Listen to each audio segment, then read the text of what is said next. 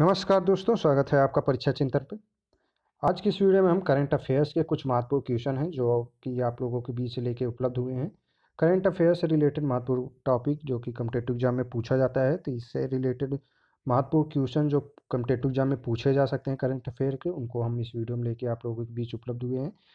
Top 40 question जो हैं, 40 question जो हैं करंट अफेयर्स के, तो इनको इस वीडियो में हम देखेंगे। व्याख्या सहित जो है उनके बारे में इसमें हम अध्ययन करेंगे।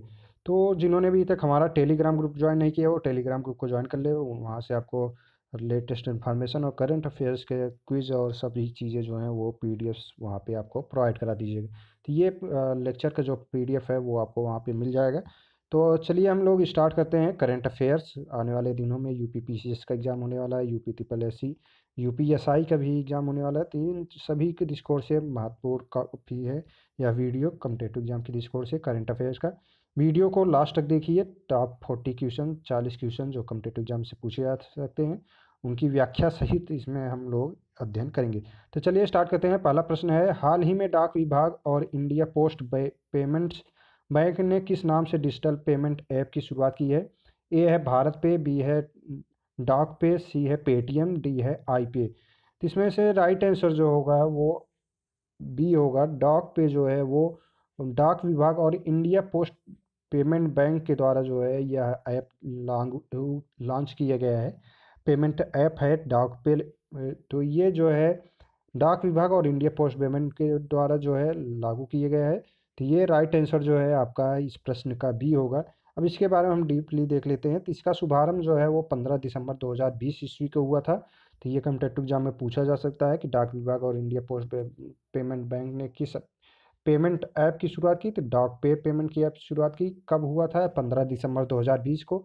और संबंधित विभाग कौन कौन से थे? डाक विभाग और इंडिया पोस्ट पेमेंट बैंक, ये दोनों जो है विभाग इनके द्वारा लॉन्च किए गए हैं। संबंधित मंत्रालय कौन सा है? तो संचार मंत्रालय। और उद्देश्य क्या था इसका, इस ऐप का बनाने का? तो इसका उद्देश्य अंतिम छोर पर मौजूद लोगों को वित्तीय सेवाएं उपलब्ध कराना है। सेवाएं जो है domestic money transfer, virtual debit card, UPI सुविधा, अन्य वित्तीय सेवाएं जो है वो इसमें दी जा रही हैं। तो इस ऐप के माध्यम से जो है आप डोमेस्टिक मनी ट्रांसफ़र जो है वो कर सकते हैं। वर्चुअल डेबिट कार्ड, यूआई सुविधा, ये सभी जो है आपको इसमें फीचर्स मिल रहे हैं। इंडिया पोस्ट पेमेंट बैंक का शुभारंभ जो है वो 1 सितंबर 2018 को हुआ था। तो ये भी याद रखना है। इंडिया पोस्ट पेमेंट बैंक का शुभारंभ कब हुआ था? तो 1 सितंबर 2018 को। नेक्स्ट प्रश्न है प्रश्न संख्या 2। दिसंबर 2020 में भारत सरकार और विश्व बैंक ने 4 राज्यों राजस्थान, हिमाचल प्रदेश, उत्तर प्रदेश, आंध्र प्रदेश सुरक्षित और हरित राष्ट्रीय राजमार्ग गलियारों के निर्माण हेतु की कितनी राशि की एक परियोजना पर हस्ताक्षर किए हैं? ए है 300 मिलियन डॉलर, बी है 350 मिलियन डॉलर, सी है 400 मिलियन डॉलर एंड डी है 500 मिलियन डॉलर। तो इसमें में से राइट आंसर जो होगा डी होगा। 500 मिलियन डॉलर जो है वो भारत सरकार एवं विश्व बैंक के द्वारा जो है वो इस राजमार्ग गलियारे के लिए जो है वो जारी किया गया था। तो ये जो है 22 दिसंबर 2020 को लागू हुआ। हस्ताक्षरकर्ता कौन कौन थे? तो भारत और विश्व बैंक। और इसमें परियोजनागत शामिल राज्य कौन कौन से? तो ये भी आपको याद रखना है। इस परियोजना के अंतर्गत 4 राज्य शामिल थे, राजस्थान, हिमाचल प्रदेश, उत्तर प्रदेश और आंध्र प्रदेश। ये चारों राज्य जो हैं वो इस योजना के अंतर्गत जो है हरित राष्ट्रीय राजमार्ग गलियारा के निर्माण में शामिल थे। ये चारों राज्यों को आपको याद रखना है। परियोजना राशि जो है 500 मिलियन डॉलर थी। 500 मिलियन डॉलर की ऋण राशि प्रदाता अंतर्राष्ट्रीय पुनर्निर्माण एवं विकास बैंक जो है आईबीआरडी, इसके द्वारा जो है 500 मिलियन डॉलर ऋण जो है वो प्रदान की जाएगी। ऋण की परिपक्वता अवधि जो है 18.5 वर्ष, जिसमें 5 वर्ष की रियासत अवधि भी शामिल है। परियोजना का आपदा जोखिम का मूल्यांकन, तो राष्ट्रीय राजमार्ग नेटवर्क के अधीन 5000 किलोमीटर तक इसका जो है जोखिम मूल्यांकन किया जाएगा। ये विशेष यह परियोजना राष्ट्रीय राजमार्ग नेटवर्क पर माल ढुलाई की मात्रा और आवाजाही पैटर्न को मैप करने, बाधाओं की पहचान करने और लॉजिस्टिक समाधान उपलब्ध कराने हेतु इनॉलास्टिक का सहयोग करेगी। तो ये जो है इसका मेन काम था। इसलिए जो है इसको परियोजना पर लागू किया गया। और ये मेन जो पूछा जाएगा आपके एग्जाम में वो भारत और विश्व बैंक दोनों ने इस परियोजना पर हस्ताक्षर किए थे। और कौन से राज्य शामिल थे? 4, राजस्थान, हिमाचल प्रदेश, उत्तर प्रदेश और आंध्र प्रदेश। कितने मिलियन डॉलर? तो 500 मिलियन डॉलर के लिए हुई थी।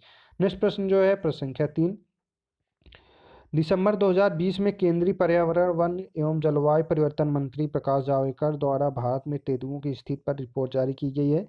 इससे संबंधित निम्नलिखित कथनों पर विचार कीजिए। तो दिसंबर 2020 में जो केंद्रीय पर्यावरण मंत्रालय के द्वारा प्रकाश मंत्री प्रकाश जावड़ेकर हैं, तो ये भी आपको याद यहाँ से पता चल जा रहा है कि केंद्रीय पर्यावरण, वन एवं जलवायु परिवर्तन मंत्री कौन है? प्रकाश जावड़ेकर हैं। और उन्होंने भारत में तेंदुओं की स्थिति पर रिपोर्ट जारी की थी। इससे संबंधित निम्नलिखित कथन पर आपको विचार करना है। वर्तमान गणना के अनुसार भारत में तेंदुओं की संख्या 12,852 है।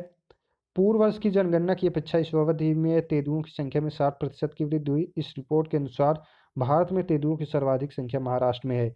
तो उपयुक्त कथनों में से आपको सत्य कथन का जो है वो चुनाव करना है। तो प्रश्न संख्या 3 में जो राइट आंसर है वो आपका ए होगा। 1 और 2 जो कथन दिए गए हैं वो राइट हैं। इस रिपोर्ट के अनुसार भारत में तेंदुओं की सर्वाधिक संख्या जो है वो महाराष्ट्र में नहीं है, इसलिए राइट आंसर जो है इसमें 1 और 2 दिया गया है। वर्तमान में भारत में तेंदुओं की संख्या 12,852 है और 60% की जो है वो वृद्धि हुई थी। तो ये जो है गणना जो इस तेंदुए की गई थी वो तिथि 21 दिसंबर 2020 को हुआ था। जारीकर्ता जो है प्रकाश जावड़ेकर, केंद्रीय पर्यावरण एवं जलवायु परिवर्तन मंत्रालय के द्वारा। भारत में तेंदुओं की वर्तमान स्थिति जो है वो बता ही दिया गया है। पिछली रिपोर्ट में जो है 2014 के अनुसार जो है वो 7,910 जो है वो तेंदुओं की संख्या भारत में थी, जिसमें 60% का इजाफा होकर 2020 में जो जारी की गई उसमें 12,852 हो गई है। पूर्व रिपोर्ट की अपेक्षा जो है 4942% की वृद्धि हुई। तो तेंदुओं की सर्वाधिक आबादी वाला राज्य जो था वो मध्य प्रदेश, कर्नाटक एवं महाराष्ट्र है। तो ये आपको याद रखना है। तो इसमें जो दिया गया था कि महाराष्ट्र, तो महाराष्ट्र जो है वो तीसरे नंबर पे, मध्य प्रदेश, कर्नाटक एवं महाराष्ट्र ये आपका तीसरे नंबर पर हो जाएगा।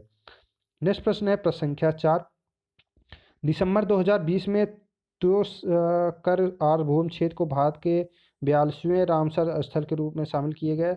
सो कर किस केंद्र शासित प्रदेश में स्थित है? ए है लद्दाख, बी है जम्मू कश्मीर, सी है लक्षद्वीप एंड डी है पौंडुचेरी। तो इसमें में से राइट आंसर जो होगा 4 में वो आपका ए होगा। लद्दाख में जो है ये आर्द्रभूमि भारत का 42वां रामसर स्थल जो है वो लद्दाख केंद्र शासित प्रदेश में स्थित है। तो ये राइट आंसर जो है आपका ए हो जाएगा।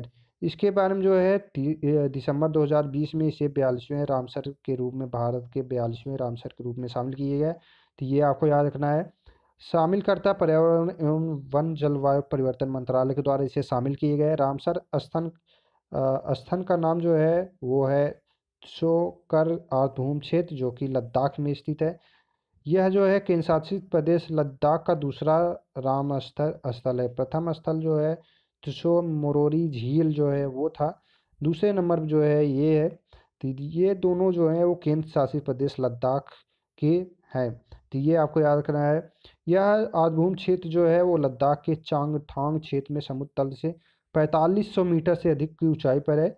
यह आर्द्रभूमि क्षेत्र में शामिल जो है स्टॉट्सपुक लगभग 438 हेक्टेयर में फैली मीठे पानी की झील है। तो ये जो है 438 हेक्टेयर में फैले मीठे पानी का झील है और यह जो है 1800 हेक्टेयर में फैले खारे पानी का झील है। तो ये जो है कर जो है वो आपका 1800 हेक्टेयर फैले में खारे पानी का झील है, जबकि स्टॉट्सपुक्सो जो है वो 438 हेक्टेयर में फैला हुआ है और ये मीठे पानी की झील है। तो ये आपको याद रखना है। ये पूछा जा सकता है कौन सी मीठे पानी की झील थी, कौन सी खारे पानी की झील थी।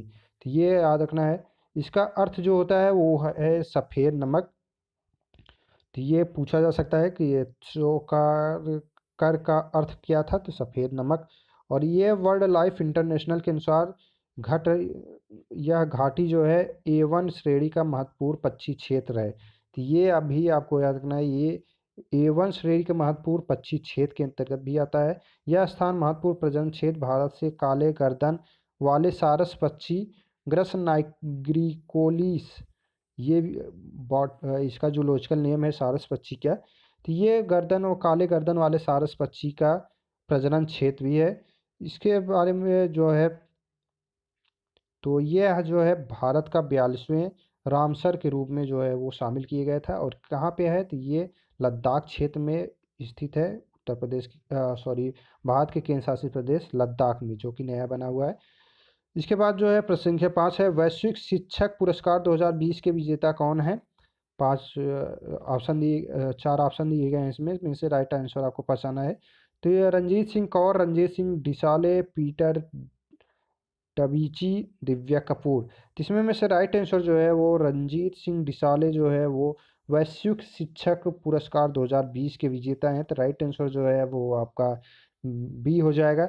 यह प्राथमिक विद्यालय में शिक्षक थे। ये जो है रंजीत सिंह डिसाले वो प्राथमिक शिक्षक थे, और यह स्थान जो है महाराष्ट्र के सोलापुर जिले के परितेवाड़ी गांव के इनका स्थान था। यहाँ पे इन्होंने प्राथमिक शिक्षक के रूप में जो है वो इन्हें वैश्विक शिक्षक पुरस्कार 2020 को दिया गया।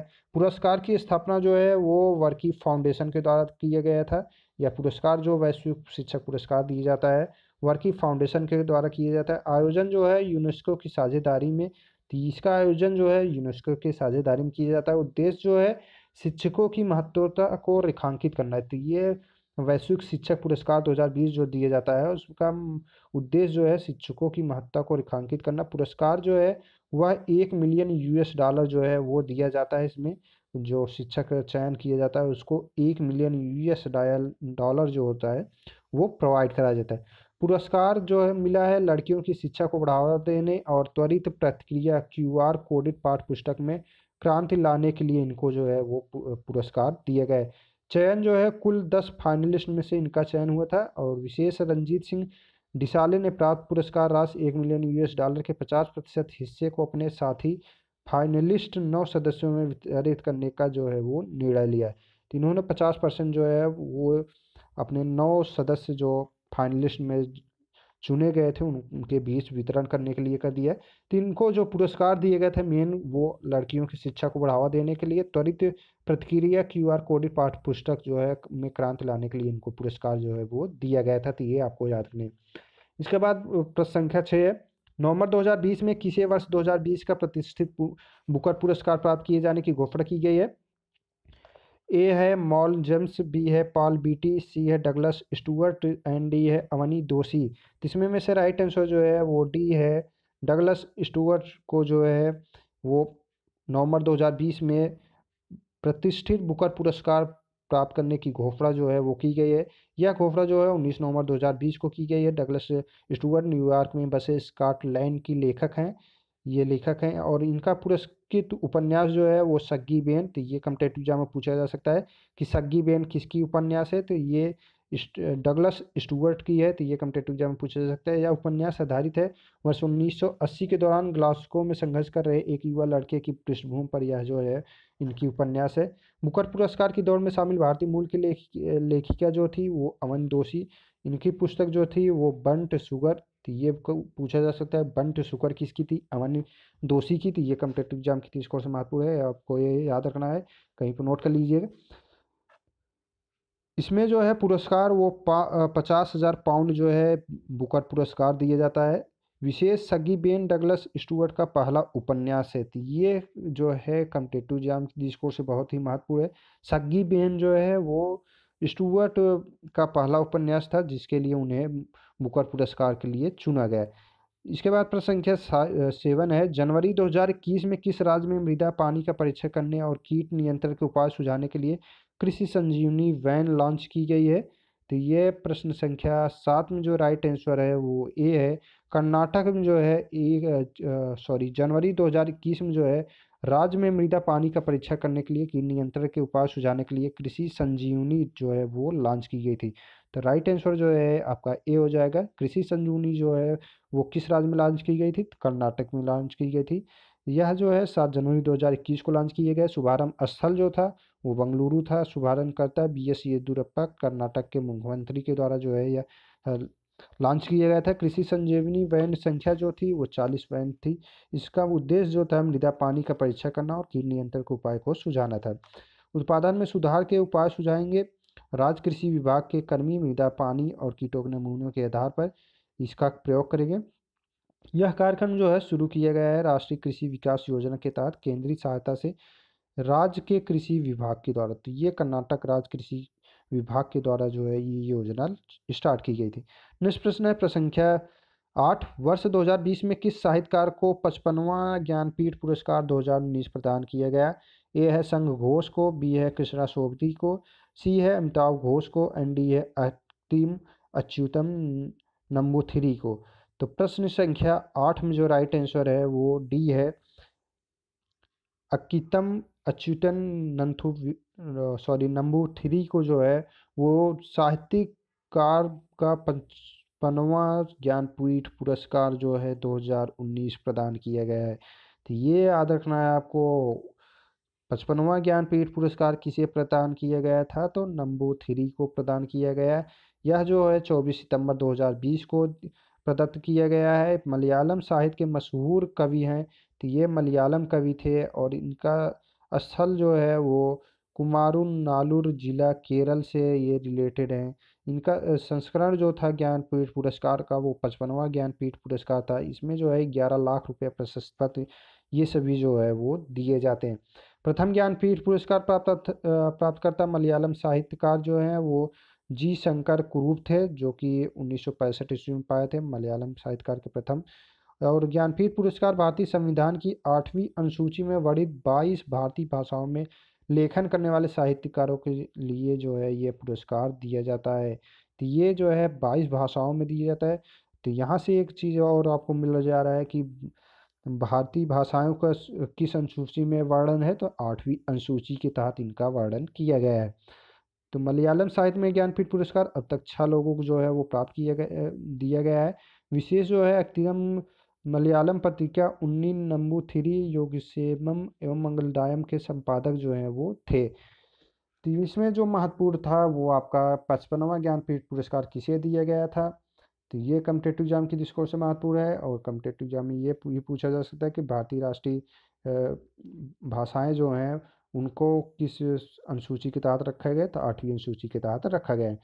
प्रश्न संख्या 9 है, 24 दिसंबर 2020 को कैलाश सत्यार्थी की नई पुस्तक का अनावरण किया गया है। इस पुस्तक का नाम है, ए है कोविड-19 सभ्यता का संकट और समाधान, बी है कोविड-19 सबका साथ और समाधान, सी है कोविड-19 समस्या और समाधान। तो इसको हमने पिछले वीडियो में इसके बारे में बताया था कि इस कैलाश सत्यार्थी की पुस्तक क्या है, उन्होंने कौन सी पुस्तक लिखी थी, लॉन्च की गई थी। तो कॉम्पिटेटिव एग्जाम में पूछा जा सकता है, तो ये जो है वो पूछ भी लिया गया है। तो ये जो है कोविड-19 सभ्यता का संकट और समाधान, तो राइट आंसर जो है वो आपका ए है, कोविड-19 सभ्यता का संकट और समाधान। तो राइट आंसर जो हो जाएगा ए हो जाएगा। इसका अनावरण जो है वो 17 दिसंबर 2020 को किया गया था। पूर्व मुख्य न्यायाधीश दीपक मिश्रा और राज्यसभा के उपसभापति हरिवंश नारायण सिंह के द्वारा जो है इस पुस्तक का विमोचन किया गया था। यह पुस्तक जो है हिंदी भाषा में लिखा गया है। पुस्तक का प्रकाशन जो है वो प्रभात प्रकाशन के द्वारा किया गया है। विशेष जो है इस पुस्तक में इस बात को प्रस्तुत किया गया है कि कोविड-19 महामारी ने शिक्षा प्रणाली, व्यवसाय, राजनीति, सार्वजनिक सुरक्षा, साहित्य, जीवन के समान तरीकों को किस प्रकार से प्रभावित किया है। नेक्स्ट प्रश्न अब हम पढ़ते हैं प्रश्न संख्या 10, दिसंबर 2020 को किस राज्य ने स्कूली पाठ्यक्रम में सिख गुरुओं के इतिहास को सम्मिलित करने का निर्णय लिया है? तो इसको भी हमने पिछले वीडियो में करंट अफेयर्स के बताया हुआ है। तो इसका वो जो है उत्तर प्रदेश सरकार ने लॉन्च किया था मुख्यमंत्री आदित्यनाथ योगी के द्वारा। 10वें सिख गुरुदेव के 4 पुत्र साहिबजादा और उनकी माता गुजरी शहादात्या के प्रतीक के रूप में जो है इसे शामिल किया गया है। सिख धर्म की स्थापना जो है वो 15वीं शताब्दी में गुरु नानक के द्वारा की गई थी। तो ये आपको याद रखना है। गुरु गोविंद सिंह के 4 पुत्रों को चुनवा दिया गया था, तो उन्हीं के ये 10वें सिख गुरु थे। तो उन्हीं के प्रतीक के रूप में, शहादत के प्रतीक के रूप में जो है सिखों के गुरुओं के इतिहास को सम्मिलित किया गया है उत्तर प्रदेश के स्कूली पाठ्यक्रम में। तो राइट आंसर जो है डी हो जाएगा। नेक्स्ट प्रश्न है, सिख धर्म के पहले गुरु जो थे वो गुरु नानक थे, जो कि 1469 से 1539 ईस्वी तक रहे। सिख धर्म के 10वें गुरु गुरु गोविंद सिंह 1675 से 1708 ईस्वी तक ये रहे। तो ये भी आपको याद रख लेना है। नेक्स्ट प्रश्न है प्रश्न संख्या 11। हाल ही में संपन्न हुए आईपीएल के 13वें संस्करण के विजेता किस टीम को घोषित किया गया है? ए है दिल्ली कैपिटल्स, बी है किंग्स इलेवन पंजाब, सी है royal Challengers Bangalore and D है मुंबई इंडियंस। तो राइट आंसर जो होगा वो डी होगा। मुंबई इंडियंस जो है वो 13वें संस्करण के विजेता टीम के रूप में घोषित की गई। तो राइट आंसर आपका इसमें से डी हो जाएगा। आयोजन अवधि जो थी 19 सितंबर से 10 नवंबर 2020 तक हुआ। आयोजन जो है संयुक्त अरब अमीरात में किए गए। टोटल भागीदार टीमों की संख्या जो है 8 है। संस्करण जो था ये 13वां संस्करण था। प्रथम मैच जो है मुंबई एवं चेन्नई सुपर किंग्स के बीच खेला गया और फाइनल मैच जो है मुंबई इंडियंस व दिल्ली कैपिटल्स के बीच हुआ, जिसमें मुंबई ने 5 विकेट से इसको मैच को अपने नाम कर लिया। तो फाइनल मैच का आयोजन जो है दुबई इंटरनेशनल स्टेडियम में हुआ था। मुंबई इंडियंस के कप्तान जो है रोहित शर्मा है और यह जो है उनका 5वां खिताब था और मुंबई इंडियंस का जो है ये 5वां खिताब था। तो लगातार जो है 2019-2020 में जो है आईपीएल खिताब जो है मुंबई इंडियंस ने अपने नाम किया था, ये याद रखना है।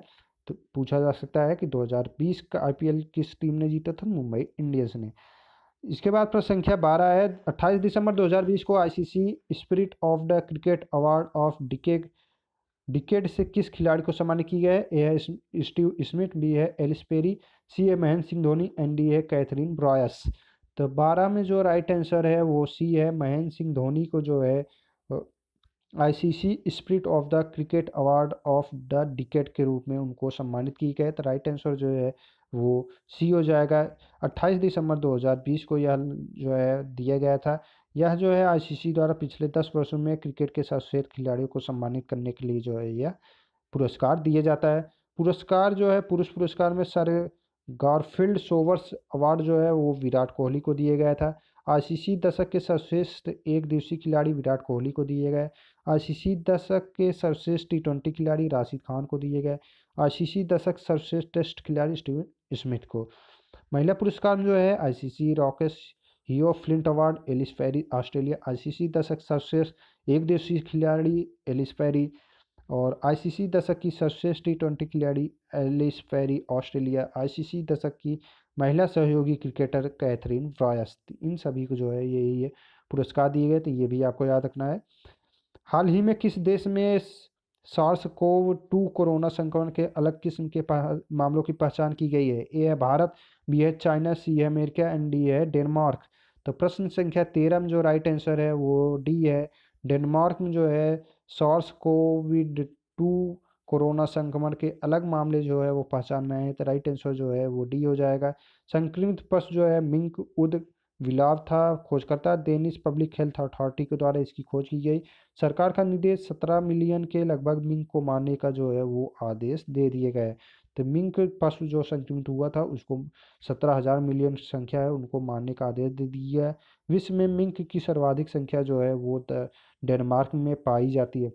मिंक जो है मस्टलीडे परिवार का हिस्सा है जिनकी विश्व में प्रजातियां हैं अमेरिका मिंक व यूरोपीय मिंक।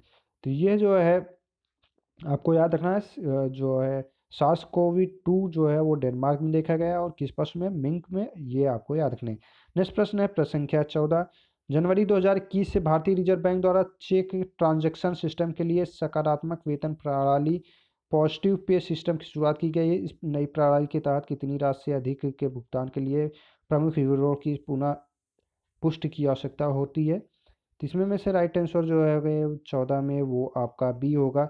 50,000 रुपये जो है वो इसके तहत पॉजिटिव सिस्टम की शुरुआत जो है सकारात्मक वेतन प्रणाली इसमें की गई है। तो 50,000 रुपये के लिए किया गया है। यह जो है भारतीय रिजर्व बैंक के द्वारा शुरू किए गए चेक ट्रांजैक्शन सिस्टम के लिए। इसके तहत 50,000 भुगतान किए जाएंगे। तो ये 5 लाख रुपए और इससे अधिक राशि के चेक के लिए, सॉरी ये 50,000 नहीं 5 लाख है। तो ये जो है 5 लाख के या उससे अधिक राशि के चेक के लिए जो है यह अनिवार्य की जा सकती है। विशेष सकारात्मक वेतन प्रणाली जो है 140 टूल है जो चेक भुगतान में धोखाधड़ी को कम करने के लिए जो है ये लॉन्च किए गए हैं। इसके बाद है प्रश्न संख्या 15। निम्नलिखित कथनों पर विचार कीजिए तथा सही कूट का चयन कीजिए। उद्योग और आंतरिक व्यापार को बढ़ावा देने के विभाग द्वारा भारतीय उद्योग की उत्पादकता तथा गुणवत्ता बढ़ाने के लिए केंद्रीकृत विशेष वेबिनार मैराथन उद्योग मंथन की शुरुआत की गई है। उद्योग मंथन का आयोजन 4 जनवरी 2021 से 2 मार्च 2021 तक किया गया। तो प्रश्न संख्या 15 में जो राइट आंसर है वो ए, 1 और 2 दोनों कथन जो है वो राइट हैं।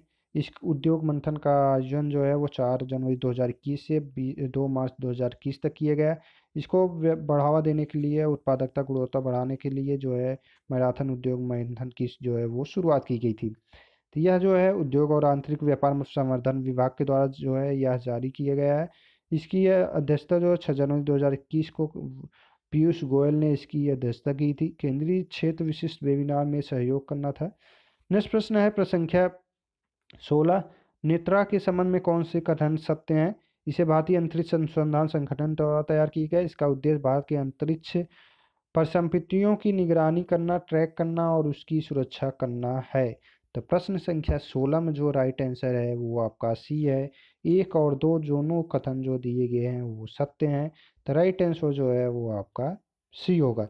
नेत्र जो है network for space objective tracking and analysis, तो ये फुल फॉर्म भी पूछा जा सकता है, तो ये आपको याद रखना है। Network for space objective tracking and analysis, जो 14 दिसंबर 2020 को इसका उद्घाटन किया गया। भारतीय अंतरिक्ष परिसंपत्तियों की निगरानी करने, ट्रैक करने और सुरक्षा करने के उद्देश्य से जो है ये लॉन्च किया गया है। यह जो है ऑप्टिकल टेलीस्कोप, एक रडार, एक नियंत्रण गेट के तहत किया गया है। इसका विकास जो है वो इसरो के द्वारा किया गया है, भारतीय अंतरिक्ष अनुसंधान संगठन के द्वारा। नेक्स्ट प्रश्न जो है प्रश्न संख्या 17, वित्त वर्ष 2021-22 में वित्त मंत्रालय द्वारा भारत का आकार कितना रखा गया है? ए है 34,83,236, बी है 34,50,305, सी है 80,97,016 और चौथा है 50,61,412। तो इसमें में से राइट आंसर जो है 17 में वो ए है। 34,83,236 जो है वित्त मंत्रालय द्वारा भारत का बजट का आकार जो है वो इतने करोड़ रुपए रखा गया है। बजट जो है वो 1 फरवरी 2021 को पेश किया गया। मंत्रालय जो वित्त मंत्रालय के द्वारा, और किसने प्रस्तुत किया? तो वित्त मंत्री निर्मला सीतारमण के द्वारा जो है यह बजट जो है वो पेश किया गया। पहली बार जो है यह डिजिटल बजट है, पेपरलेस बजट। इसमें इस बार पेपर का प्रयोग नहीं किया गया है, ये डिजिटल तरीके से जो है वो बजट पेश किया गया है। बजट का आकार हमने बता ही दिया। तो राजस्व घाटा जो है वो 5.1% जीडीपी के प्रतिशत के रूप में है। प्रभावी राजस्व घाटा जो है 4.1% है। राजकोषीय घाटा 6.8। तो इसमें जो है आपको ये याद रखना है कि किस मंत्रालय के द्वारा दिया गया और किसने किया था। तो निर्मला सीतारमण के द्वारा जो है बजट जो है वो पेश किया गया था। नेक्स्ट प्रश्न है प्रश्न संख्या 18, बजट 2021-22 में केंद्र सरकार द्वारा संचालित योजनाओं में से किस योजना पर सर्वाधिक व्यय किया जाएगा? ए है मनरेगा, बी है जल जीवन मिशन, सी है प्रधानमंत्री आवास योजना एंड डी है प्रधानमंत्री ग्राम सड़क योजना। तो प्रश्न संख्या 18 में ए ऑप्शन जो दिया गया है वो राइट है। इस योजना के अंतर्गत मनरेगा के लिए जो है सर्वाधिक व्यय जो है वो किया गया है। महात्मा गांधी राष्ट्रीय ग्रामीण रोजगार गारंटी कार्यक्रम, जिसके तहत 73,000 करोड़ रुपए का प्रावधान जो है वो किया गया है। यह जो है राष्ट्रीय स्वास्थ्य बीमा योजना के लिए, हरित क्रांति के लिए, जल जीवन मिशन शक्ति के लिए, हरित क्रांति के लिए जो है वो 13,408 करोड़ रुपए जो है इसके लिए आवंटित किए गए। प्रधानमंत्री आवास के लिए जो है मिशन शक्ति के लिए 3109 करोड़ रुपए जो है वो लॉन्च किए गए। तो इस तरीके से जो है भारतीय बजट में जो है सर्वाधिक जो है वो मनरेगा के तहत दिया गया है। नेक्स्ट प्रश्न जो पूछा गया है प्रश्न संख्या 19, बजट 2020-21 में पोषण को सुदृढ़ बनाने हेतु कौन सी योजना शुरू करने की घोषणा की गई है? पोषण अभियान, मिशन पोषण 2.0, सी है आत्मनिर्भर पोषण एंड डी है प्रधानमंत्री पोषण योजना। तो प्रश्न संख्या 19 में जो राइट आंसर है वो बी है, पोषण मिशन 2.0 जो है वो पोषण को सुदृढ़ बनाने हेतु योजना का शुरुआत की गई, घोषणा की गई थी। तो राइट आंसर जो है वो बी हो जाएगा। इसका उद्देश्य जो है पोषण मात्रा, डिलीवरी, आउटरीच तथा परिणाम को सुदृढ़ करना है। विलय संपूरक पोषण कार्यक्रम और पोषण अभियान को इसमें मिला के जो है लॉन्च किए गए। इसमें 112 आकांक्षी जिलों को जो है वो शामिल किए गए। नेक्स्ट प्रश्न जो है वो प्रश्न संख्या 20, आर्थिक समीक्षा 2020-21 के अनुसार वर्ष 2019-20 में चावल का सबसे बड़ा उत्पादक कौन सा था? ए है उत्तर प्रदेश, बी है पंजाब, सी है पश्चिम बंगाल एंड डी है मध्य प्रदेश। तो आर्थिक समीक्षा 2020-21, 2019-20 फोर्थ एडवांस एस्टीमेट के अकॉर्डिंग जो है वो पश्चिम बंगाल जो है वो चावल का सबसे बड़ा उत्पादक था। तो राइट आंसर जो है वो सी हो जाएगा। इसमें जो है चावल उत्पादक में प्रथम स्थान पे पश्चिम बंगाल, दूसरे पे उत्तर प्रदेश और तीसरे नंबर जो है वो पंजाब है।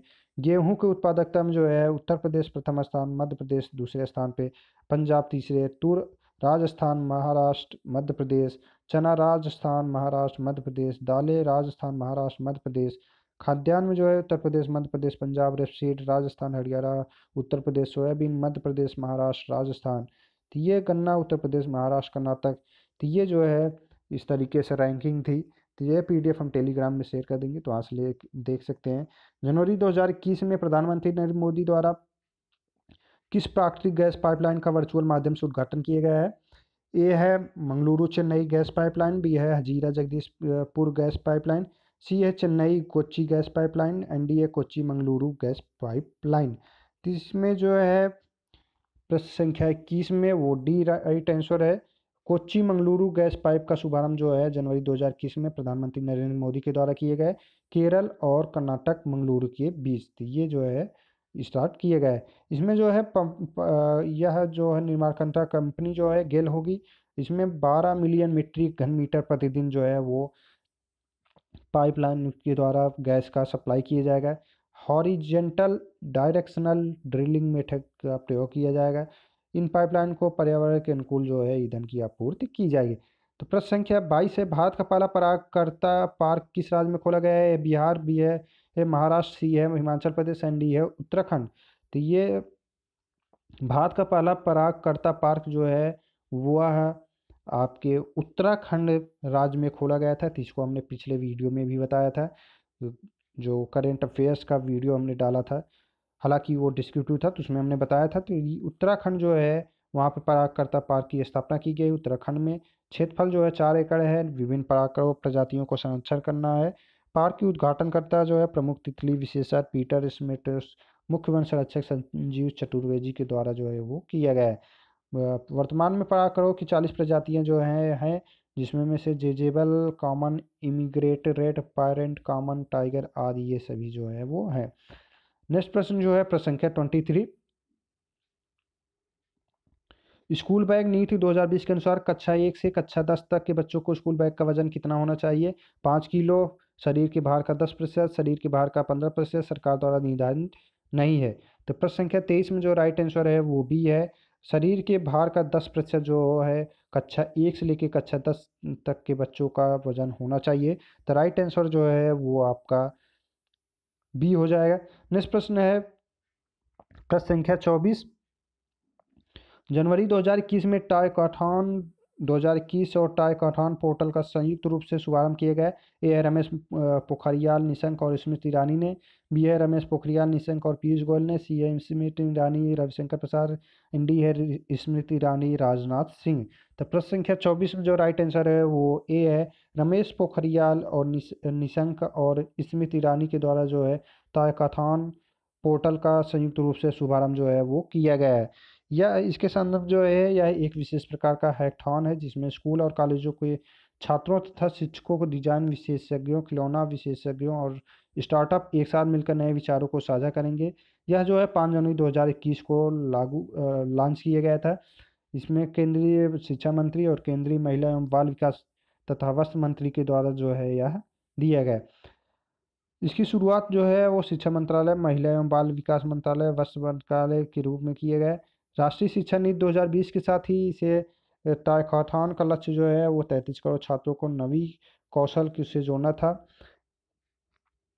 इसमें जो है 50 लाख रुपए तक की राशि जो है दी जाती। भारत द्वारा खिलौना का आयात जो है वो 80% जो है वो भारत आयात करता है। तो इसी को कम करने के उद्देश्य से जो है इसे लागू किया गया है।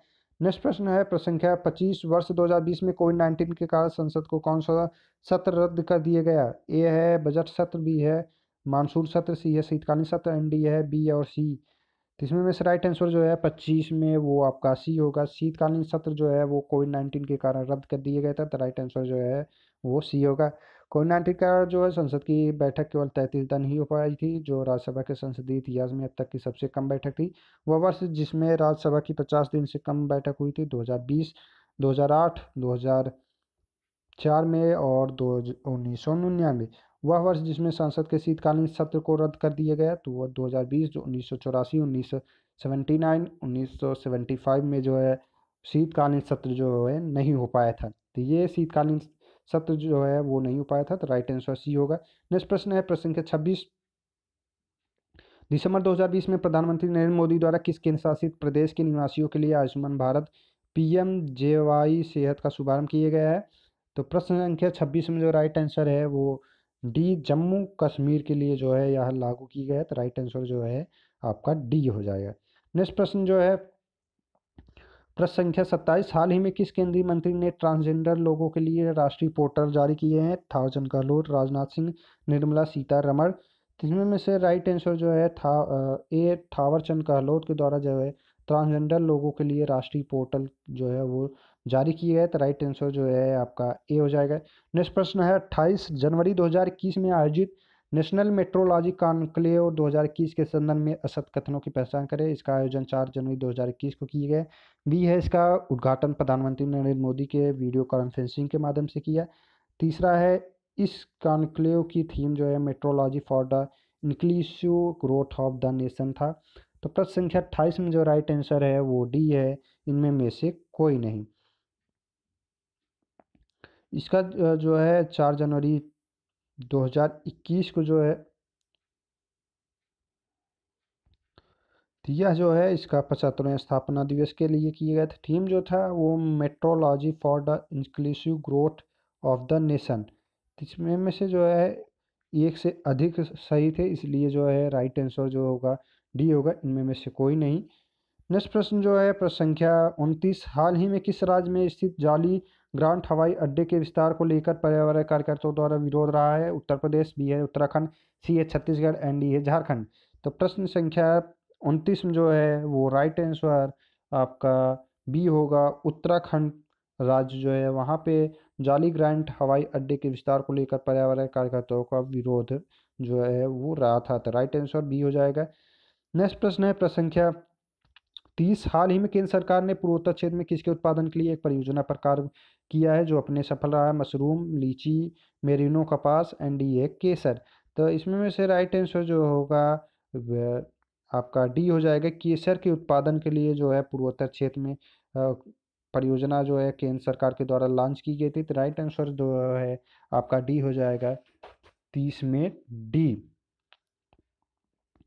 नेक्स्ट प्रश्न है प्रश्न संख्या 31। नवंबर 2020 में 5वें आयुर्वेद दिवस के अवसर पर प्रधानमंत्री नरेंद्र मोदी ने वीडियो कॉन्फ्रेंसिंग के माध्यम से कितने संस्थान राष्ट्र को समर्पित किए? तो प्रश्न संख्या 31 में जो राइट आंसर है वो सी है। 2 संस्थानों को जो है राष्ट्र को समर्पित किया गया था। इसमें में से जो है ऑप्शन 31 में जो है सी हो जाएगा 2। नेक्स्ट प्रश्न है प्रश्न संख्या 32। हाल ही में केंद्र सरकार द्वारा बच्चों की देखभाल से संबंधित अवकाश में सुधार से संबंधित घोषणा के संदर्भ में निम्नलिखित कथनों कौन सा सत्य है? इससे संबंधित घोषणा 26 अक्टूबर 2020 को केंद्रीय कार्मिक और लोक शिकायत, पेंशन एवं अंतरिक्ष राज्य मंत्री डॉक्टर जितेंद्र सिंह ने की। घोषणा के अनुसार सरकार के पुरुष कर्मचारी भी अब बच्चों की देखभाल से संबंधित अवकाश के हकदार होंगे। यह प्रावधान केवल उन पुरुष कर्मचारियों के लिए उपलब्ध होगा जो एकल पुरुष अभिभावक हैं। तो प्रश्न संख्या 32 में जो राइट आंसर है वो डी है, उपयुक्त सभी। इसमें जो भी कथन दिए गए हैं वो सभी जो हैं वो सही हैं। नेक्स्ट प्रश्न है प्रश्न संख्या 33। जम्मू कश्मीर के आधिकारिक भाषा अधिनियम 2020 के अनुसार जम्मू कश्मीर की आधिकारिक भाषा है? ए है डोगरी, बी है उर्दू, सी है हिंदी एंड डी है उपरोक्त सभी। तो प्रश्न संख्या 33 में जो राइट आंसर है वो डी है, उपरोक्त सभी जो है वो राइट आंसर होगा। जम्मू कश्मीर की आधिकारिक भाषा जो है कश्मीरी, डोगरी, उर्दू, हिंदी और अंग्रेजी है, तो राइट आंसर जो है आपका इसमें डी हो जाएगा। नेक्स्ट प्रश्न है प्रश्न संख्या 34। अक्टूबर 2020 में द्वितीय विश्व कपास दिवस पर किसके द्वारा भारतीय कपास के लिए पहला ब्रांड एवं लोगो जारी किया गया था? A Narendra Modi, B Smriti Irani, C Amit Shah and D है पीयूष गोयल। तो इसमें में से राइट आंसर जो है वो बी है स्मृति ईरानी के द्वारा जो है यह लॉन्च किया गया था केंद्रीय कपड़ा एवं महिला बाल विकास मंत्रालय के द्वारा। तो राइट आंसर जो है वो बी हो जाएगा। नेक्स्ट प्रश्न है प्रश्न संख्या 35। अक्टूबर 2020 में उत्तर प्रदेश के मुख्यमंत्री योगी आदित्यनाथ ने किस जिले में स्थापित प्रदेश के सबसे बड़े आइनॉक्स ऑक्सीजन प्लांट का वर्चुअल माध्यम से शुभारंभ किया है? ए है गाजियाबाद, बी है कानपुर, सी है गौतम बुद्ध नगर एंड डी है आगरा। तो इसमें में से राइट आंसर जो है वो ए गाजियाबाद में जो है इसका शुभारंभ किए गए आइनॉक्स ऑक्सीजन प्लांट की, जो कि मोदी नगर में स्थित है। तो यह प्लांट 8 अक्टूबर 2020 को किया गया था योगी आदित्यनाथ के द्वारा। प्लांट की कुल क्षमता जो है 150 टन प्रतिदिन लिक्विड मेडिकल ऑक्सीजन उत्पादित करने की है। और यह जो है फरवरी 2018 में उत्तर प्रदेश इन्वेस्टर समिट के दौरान आइनॉक्स एयर प्रोडक्ट्स और उत्तर प्रदेश सरकार के मध्य जो है वो समझौता किया गया था। तो राइट आंसर जो है वो ए हो जाएगा। नेक्स्ट प्रश्न है प्रश्न संख्या 36। सब्जियों का न्यूनतम समर्थन मूल्य एमएसपी तय करने वाला देश का पहला राज्य कौन बना? ए है तमिलनाडु, बी है पंजाब, सी है केरल एंड डी है उत्तर प्रदेश।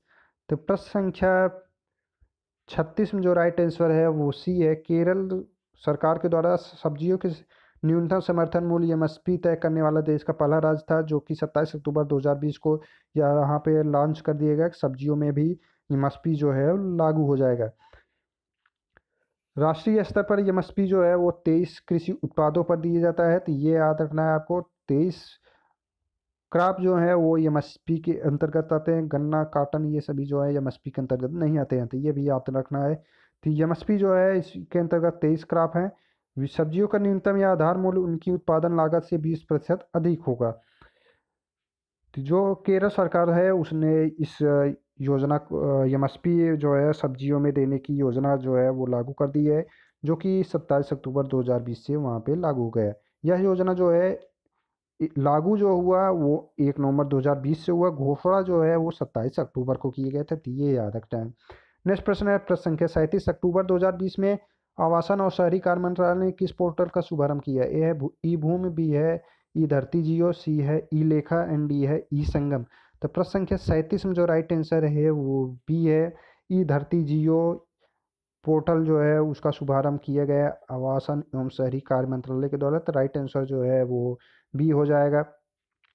नेक्स्ट प्रश्न है प्रश्न संख्या 38। जनवरी 2021 में किस देश में बोइंग 737-500 विमान दुर्घटनाग्रस्त हो गया, जिसमें 62 लोग सवार थे? ए है फिलीपींस, बी है नॉर्वे, सी है स्वीडन एंड डी है इंडोनेशिया। तो प्रश्न संख्या 38 में राइट आंसर जो है वो डी है इंडोनेशिया, जिसकी राजधानी जकार्ता है। यहाँ पे जो है बोइंग 737-500 विमान दुर्घटनाग्रस्त हो गई थी, जिसमें 62 लोग सवार थे, उनकी मृत्यु हो गई थी। तो राइट आंसर जो है डी हो जाएगा इंडोनेशिया। नेक्स्ट प्रश्न है प्रश्न संख्या 39। जनवरी 2021 संयुक्त राष्ट्र सुरक्षा परिषद में भारत के स्थायी प्रतिनिधि टी.एस. तिरुमूर्ति ने घोषणा की एक भारत संयुक्त राष्ट्र सुरक्षा परिषद के 3 प्रमुख समितियों की अध्यक्षता करेगा। विकल्प में से कौन सा इन 3 समितियों में शामिल नहीं है? तो ये भी हमने आपको वीडियो में प्रीवियस जो करंट अफेयर्स का था उसमें बताया था, तो इसको सॉल्व भी कराया था। तो प्रश्न संख्या 39 में जो राइट आंसर है वो बी है ईरान प्रतिबंध समिति जो है इसके अंतर्गत नहीं है, जिसकी अध्यक्षता भारत नहीं करेगी। तालिबान प्रतिबंध समिति, आतंकवाद रोधी समिति, लीबिया प्रतिबंध समिति, ये सभी की अध्यक्षता जो है वो भारत के द्वारा किया जाएगा। तो उसमें में से राइट आंसर जो है ईरान प्रतिबंध समिति नहीं शामिल है, तो राइट आंसर बी हो जाएगा। नेक्स्ट प्रश्न है प्रश्न संख्या 40। हाल ही में जारी हुई मानव स्वतंत्रता सूचकांक 2020 में भारत की रैंक कितनी है? ए है 108, बी है 109, सी है 110 एंड डी है 111। तो प्रश्न संख्या 40 में जो राइट आंसर है वो डी है 111 रैंक जो है वो भारत को मानव स्वतंत्रता सूचकांक 2020 में प्राप्त हुआ है। तो राइट आंसर जो है वो डी हो जाएगा 111। जारीकर्ता जो है कैटो इंस्टीट्यूट संयुक्त राज्य अमेरिका, फ्रेजर इंस्टीट्यूट कनाडा संयुक्त रूप से ये मानव स्वतंत्रता सूचकांक जारी करते हैं हर वर्ष। छठा यह संस्करण है। वार्षिक संस्करण जो है ये हर साल होता है, छठा संस्करण था। संकेतक की संख्या जो थी 76, सम्मिलित देश जो थे 162, औसतन मानव स्वतंत्रता सूचकांक जो था 6.93, सीट्स जो है न्यूजीलैंड, स्विट्जरलैंड, हांगकांग, डेनमार्क और ऑस्ट्रेलिया थे। अंतिम देश Syria, Arab Republic, Sudan, Venezuela, Yemen Republic, Islamic Republic, ये सभी जो थे नीचे से 5 देश हैं। 17वीं रैंक संयुक्त राज्य अमेरिका और यूनाइटेड किंगडम को जो है वो प्रदान की गई। भारत की रैंक जो है 11 स्कोर 6.43 के अंतर्गत किया गया। व्यक्तिगत स्वतंत्रता में भारत का स्कोर जो है वो 6.30। आर्थिक स्वतंत्रता में भारत का 6.56। 2019 के सूचकांक में भारत का स्थान जो था वो 94 था, जबकि 2020 में जो है वो 111 हो गया है। तो ये याद रखना है, भारत को स्वतंत्रता सूचकांक में कौन सा रैंक मिला, तो 111। भारत के पड़ोसी देशों की स्थिति के बारे में देखें तो नेपाल 93, श्रीलंका 94, भूटान 108, बांग्लादेश 139, पाकिस्तान 140वें रैंक पे थी। ब्रिक्स देशों की देखें स्थित तो दक्षिण Africa 68, Brazil 88, Asian federation 115, Bharat 111। तो भारत की यह रैंक जो है वो 111। तो इस प्रश्न में जो पूछा गया था कि मानव स्वतंत्रता सूचकांक 2020 में भारत की रैंक, तो राइट आंसर डी हो जाएगा। तो इस तरीके से कुछ महत्वपूर्ण क्वेश्चन कॉम्पिटेटिव एग्जाम के दृष्टिकोण से जो पूछे जा सकते हैं करंट अफेयर्स के। वीडियो कैसा लगा, पसंद आया हो तो लाइक सब्सक्राइब शेयर जरूर करें, कमेंट करके जरूर बताएं वीडियो आपको कैसा लगा। वीडियो देखने के लिए धन्यवाद। जिन्होंने टेलीग्राम ग्रुप नहीं ज्वाइन किया वो टेलीग्राम ग्रुप ज्वाइन कर लें, वहाँ पे PDF आपको ये मिल जाएगा।